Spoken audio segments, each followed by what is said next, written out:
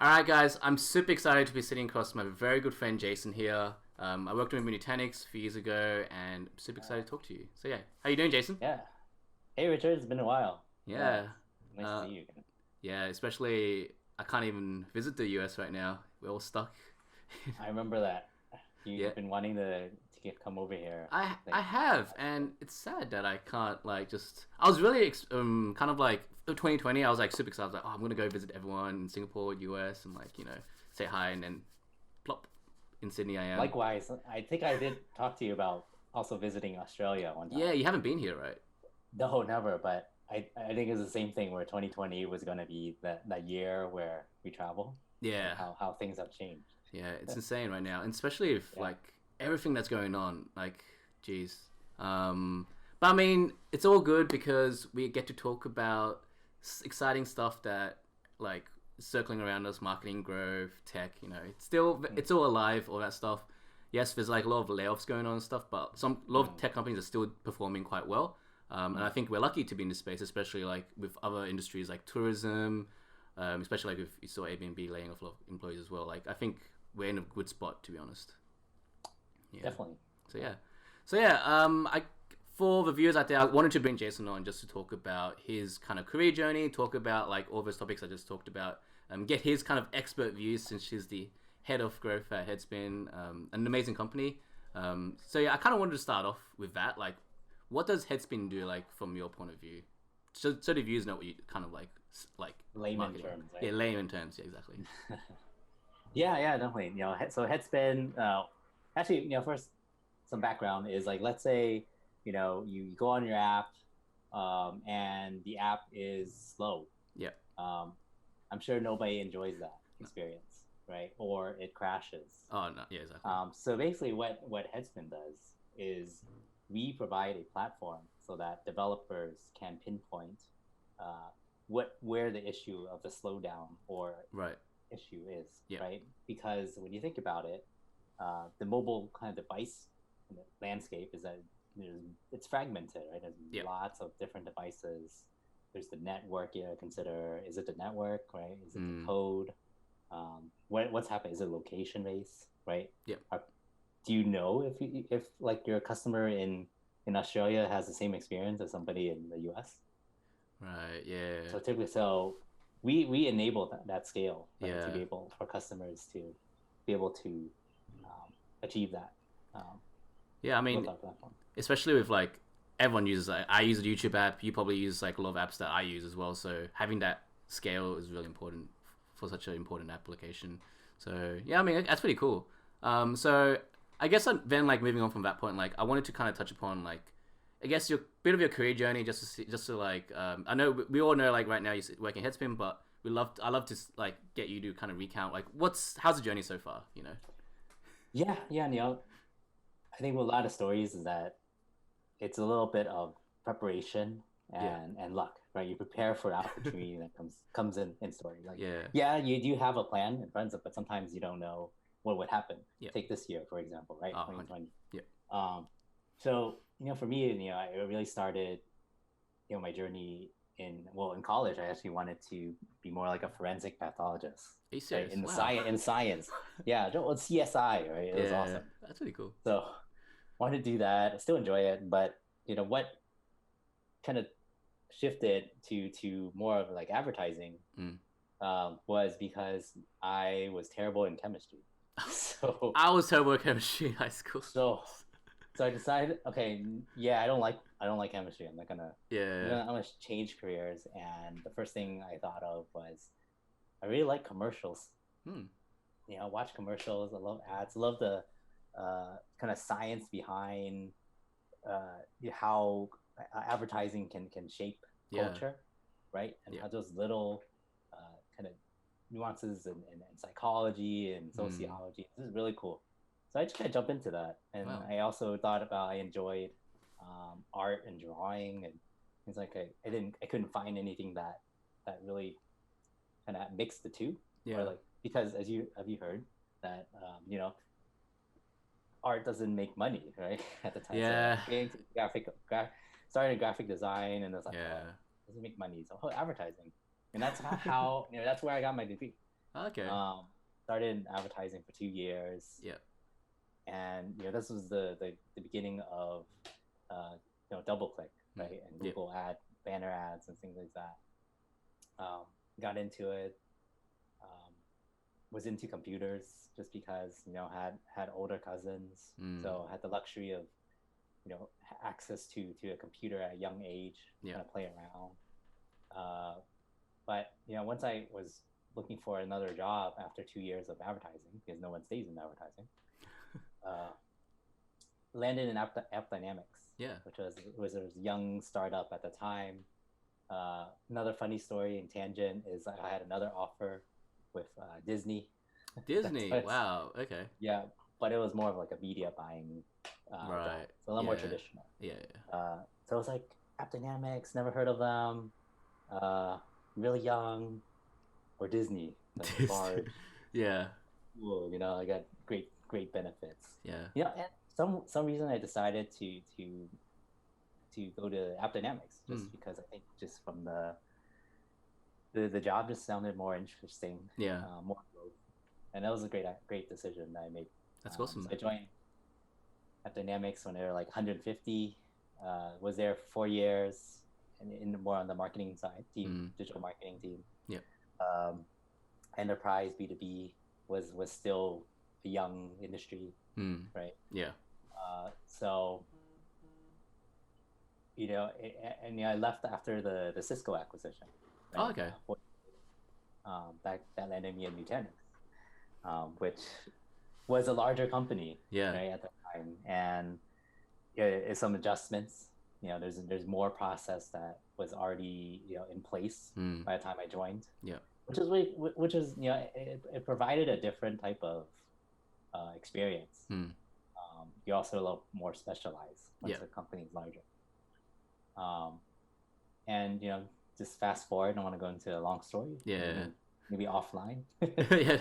but I think when Headspin kind of came into the picture, it was an opportunity to be a part of a series. At the time, it was a Series A, about to be a Series B company, and just the prospect of being a part of a young company and experiencing many aspects of growing, the process, or even it was exciting. It was scary at first. Right? Yeah, it was scary. of course. Like, oh, I don't think I'm ready, but I'm just gonna do it. Yeah, and that's kind of how I landed here. Yeah, and now it's a Series C, right? Like that's insane. Yeah, Series C, beginning of the year. Awesome. Yeah, just before COVID, so that's a bit lucky. Before. Yeah. Oh, I mean during COVID, but before COVID, like kind of exploded and then took over. Yeah.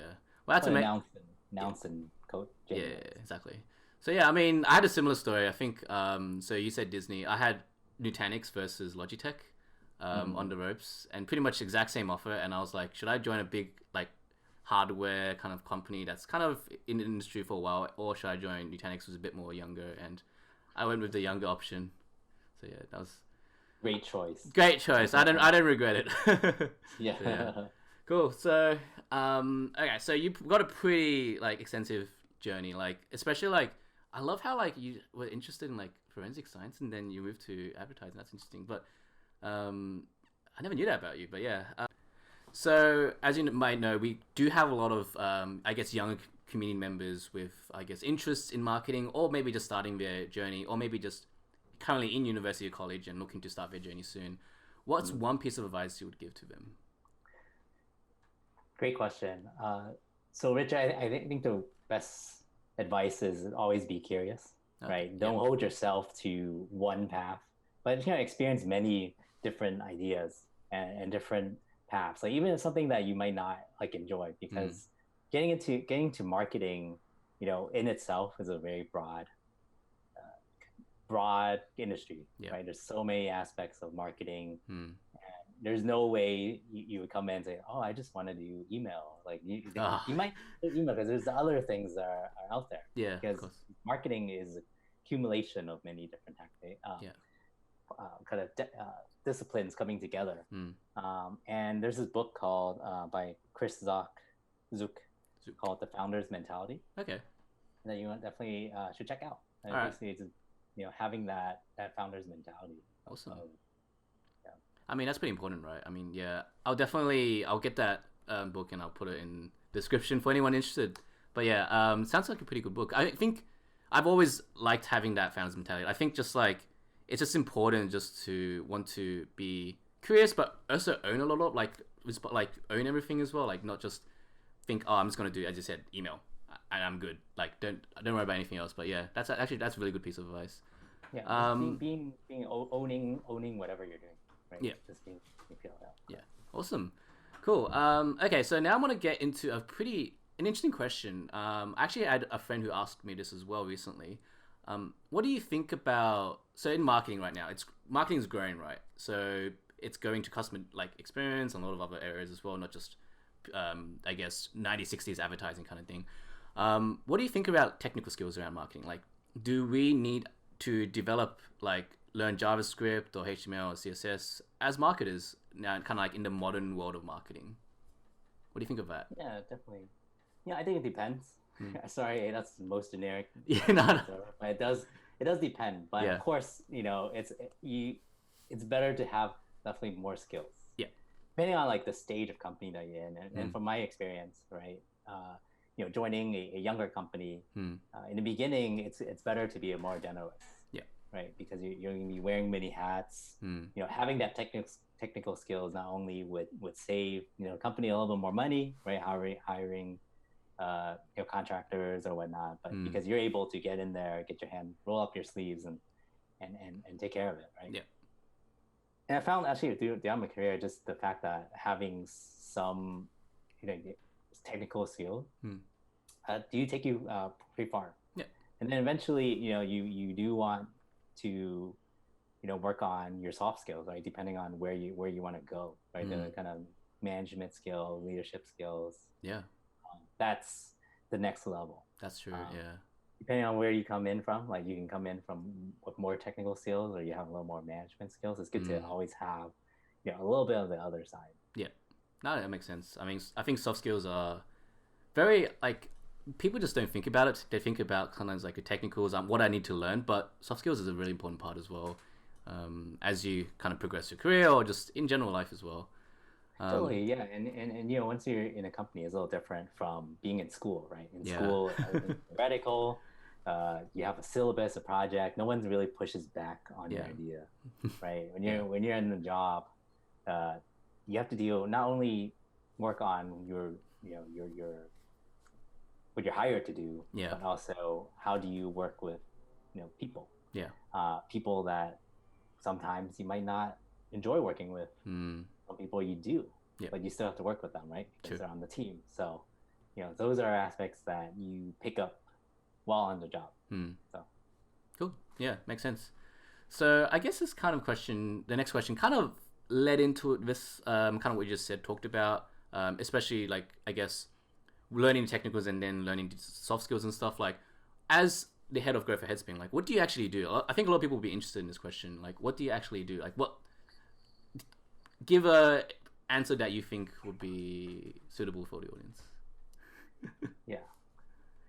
So when you hear someone being head of growth, right? Head of growth, as a growth in general, is Yeah. a very valley term. Yeah. It's very Very. ambiguous. It's ambiguous for a reason, Mm. because it's exactly that. It's whatever is needed, Yeah. right? Headspin's different from head growth at like Uber, for example, or even at your company, Veritas, right? But Headspin, being such a young company with a small team, you basically do everything. You're the expert of, like, in marketing, whether it's the PR or the paid acquisition, the email, right? You understand, because I have some experience in everything, like every aspect. You're able to kind of put all that together into a recipe, ingredients, right? Yeah. They're like ingredients, and you're able to whip up something that's helpful for the company. And ultimately, growth as a term, you're growing the company somehow. That's true. So that's basically what I do.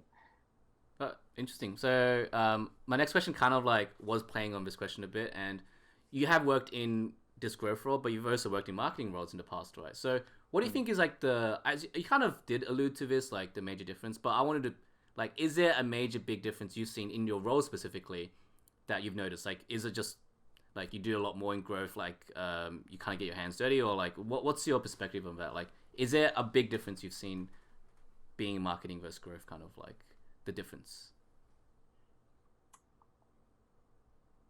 I think in terms of like growth versus marketing, Hmm. growth opens. It's kind of like a larger field that you're playing Right. with, Okay. right? Yeah. Marketing, you have a pretty set, like you're in this enclosed Hmm. kind of department, Yeah. and this is your responsibility. You can move around the kind of the enclosed area. Yeah. It's a big farm. It could be a big farm or a small farm, but growth doesn't have like any gates. Yeah. In a way, like you're able to interface, or you have to. You should be interfacing with, the engineering team, technical Right. team, Yeah. the sales team, and all the other teams. It's in a again well kind of oiled machine. Hmm. I think the growth team is actually the team is the glue Oh, among okay. of all departments coming Yeah. together for one vision and one goal. Okay. Like you're able to kind of be the shepherd Yeah. Okay. of the company. So, Wow. Yeah, that's actually pretty cool to hear. Like the analogy of that, like the glue, the shepherd. I might actually use that in the future. But yeah, okay, that's a good one. It's awesome. Okay, so those are my questions. So I'm gonna throw you some from the audience questions. So are you ready for these ones? So, okay, so I'm just gonna read this out. So, I notice you're currently doing growth for Headspin. Okay, so this question kind of like we did talk about it just then, but she asked, what are the key differences of being in growth in Headspin versus digital strategy and app dynamics? What actions you've taken consciously or subconsciously to land where you are today as well? So okay. Twofold here. yeah, It's a little twofold. different, Yes. right? So I'll answer the first one. What's the key difference of being in growth in Headspin versus digital strategy? So key difference I would say is Headspin being a Series B when I joined and a smaller team. Hmm. It's having to dive more into areas that either I'm not 100 like comfortable in or knowledgeable Yep. in, because at App Dynamics for digital strategy there is somebody in that seat to be able Right. to work, and you just work closely with them. Hmm. So I would say in terms that's kind of the key difference. Yeah. Of that. No, that makes sense. Yeah. What's the action you've taken consciously to land the job? I think I think it really the opportunity. Hmm. I think making sure that your profile is updated. Yep. It makes sense. That's right? important. There's a path. Yep. It's not like all over the place. Hmm. And really, it takes kind of the first job or experience that you have, and really leveraging that for your next. It's really like it's a stepping stone. It's very important. right? Yeah, that's good. I think that's how you consciously land. Awesome. Cool. Awesome. So the second question is, okay, this is an interesting one. Many product companies launch free tools, example calculators, interactive maps as a growth hack. What are some examples of those product-driven growth hacks, and what success metrics would you use against them? It's an interesting technical question there.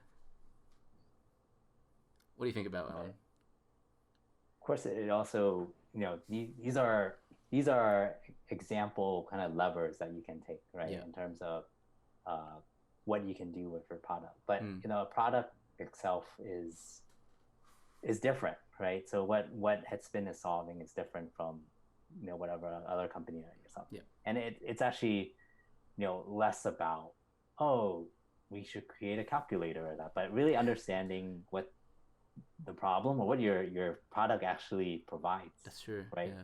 And what's a one immediate value that you can share with a your prospects or your potential customers. Yeah. That can really and kind of show their value so that they can inquire more, be curious, or be interesting enough where they also share with their like colleagues or somebody who they would find this useful as well. Yeah. And don't want to get into like calculators or maps, because it's again it really depends on like what you're actually trying to go for. Yeah, that's true. what are you trying to solve, Yeah. right? So for Headspin, for example, Headspin is sitting on you know, lots of data, right, about the Yep. mobile experience and how people are using their experience. So Mm. all this data can be, you know, and we have kind of end-to-end reporting, right, around apps. Mm-hmm. We don't require SDKs to run apps, so we're able to uh, run a report on an app without having to interface with any of like customers. Yep. So how can we kind of get that value to people who don't know us, right? Which is, we bring, either like a free report. We provide sample reports of our product, showing its capabilities. Right. Yeah. And then using that and hopefully becoming more of a tool, like a reputable tool of data, so that either marketing teams can come and use the data that we provide into in their blogs and right. in their products. Oh, okay. Yeah, gotcha. Co-branding as well, and we're kind of partnering with other companies to promote Headspin. Yeah. Right. Awesome. So I've seen things like you've seen things like kind of the page speed insights like from Google being sent out, like things like that, right? Being able to showcase the power of your product. There's really no like hacks, and you've heard kind of like the dirty word of that the dirty term. It's always going to be like the long game. Yeah, but ultimately what we want to do is come up with a strategy that has a kind of network effect, a continuous loop, right? You hear about that, so that it kind of works on its own as a spinner. So. Awesome. Yeah, makes sense. Cool. Okay, so this is a bit more of a simple question. So is there one thing that you would have done differently so far in your career, if you could go back? You could say no. Everything I've done led me to where I am today. That's true. Yeah. So just take it as it goes. Take it as it goes. There's certain things that I would say to be more or dedicate more time to some side hustles. Yeah. Probably that's something I would do differently. That's fair enough. Yeah, that's a good point. I can still do it now, but true. Yeah, you're still young. You can still do it. Okay, so I got one here. So it kind of was touching on point this one again. Was there something that you've learned recently that you wish you knew earlier? Give you a bit of time to think about that one. Think about that, yeah. Yeah.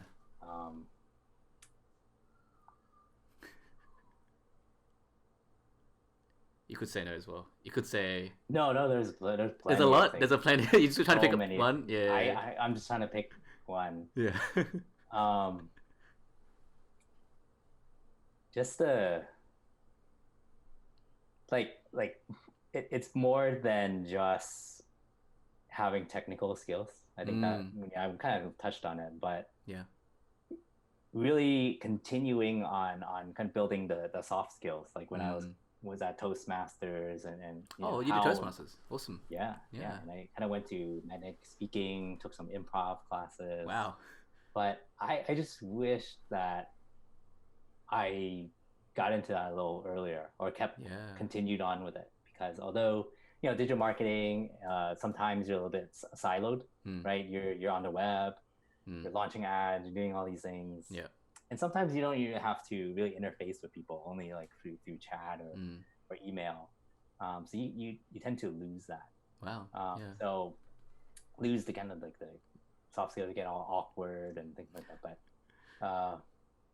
I would say just really seeking out more these opportunities, like just being able to share my knowledge and just help people. That's awesome. No, that's really good advice. Wow. No, I thought about that. I mean, I actually thought about doing Toastmasters at one point as well. Maybe I should have done it as well a few years back.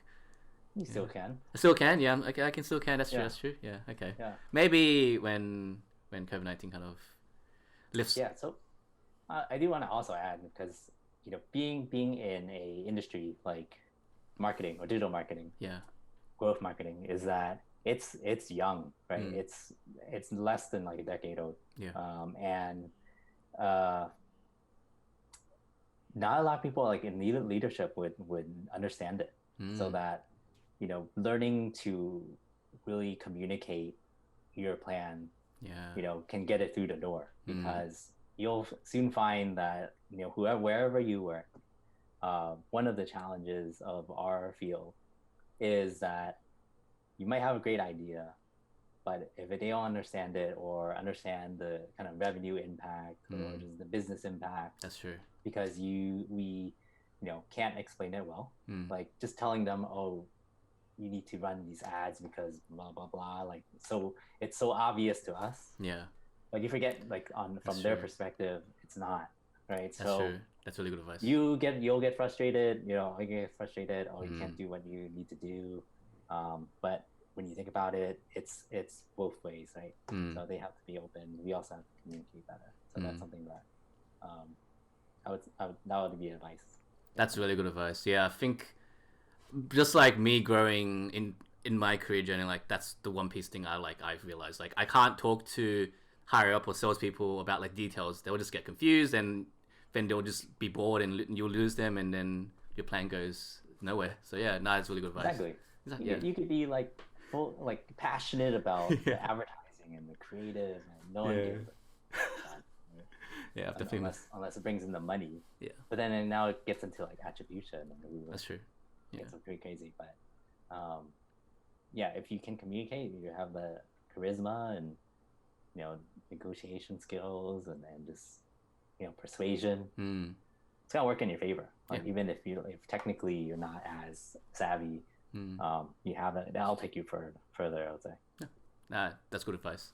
So I got one last question, kind of like it kind of goes against what you just said, but I know you do have some technical skills, like, and the question was, what technical skills have helped you get some wins previously? Yeah, I would say the best technical skill is design. Design. Okay, I didn't expect that one. Interesting. Yeah.